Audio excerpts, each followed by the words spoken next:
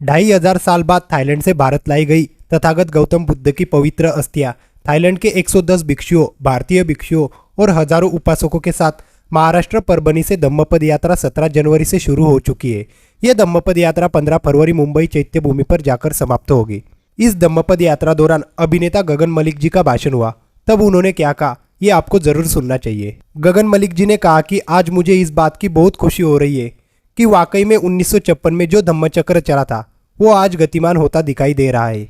मैं थाईलैंड में था और मुझे आज यहाँ बुलाया है और आज शाम को मुझे फिर से थाईलैंड जाना पड़ेगा। और मैं थाईलैंड क्यों जा रहा हूँ, मैं आपको वो बताना चाहता हूँ। हमारे प्रभाव के साथ पहली बार ऐसा हो रहा है कि थाईलैंड में बाबा साहब की मूर्ति कास्ट हो रही है वहाँ लगने के लिए, उसी के लिए मैं जा रहा हूँ।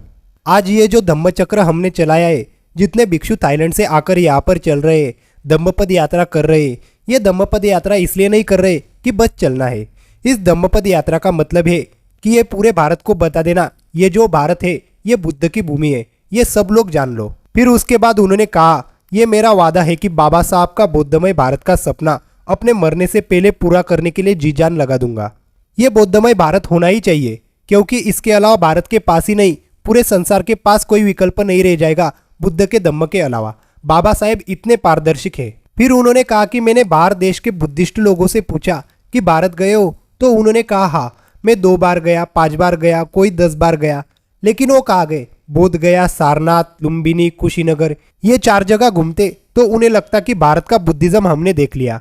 फिर मैंने इन्हें सच्चे जो भारत के बुद्धिस्ट है उनको दिखाया और महाराष्ट्र में इन्होंने आना शुरू किया, थाईलैंड से, वियतनाम से, अलग अलग देशों से। और वियतनाम से महासंघा जब यहाँ आई तो उन्होंने जब ये मंजर देखा, बाबा साहब के बारे में पढ़ा, तो उन्होंने जानते हैं क्या कहा? उन्होंने देखकर अपने मुंह से चैत्य भूमि पर यह अनाउंसमेंट किया कि वियतनाम देश में 14 अप्रैल को एक नहीं, पूरे वियतनाम में 10 बाबा साहब के स्टैचू वहां पर लगा दिए जाएंगे। अपने इस प्रभावशाली भाषण के दौरान गगन मलिक जी ने थाईलैंड में बाबा साहब का एक स्टैचू और पूरे वियतनाम में बाबा साहब के 10 स्टैचू लगाने की जानकारी दी। वीडियो कैसी लगी हमें कमेंट करके जरूर बताना और हमारे चैनल को लाइक और सब्सक्राइब जरूर करना। धन्यवाद।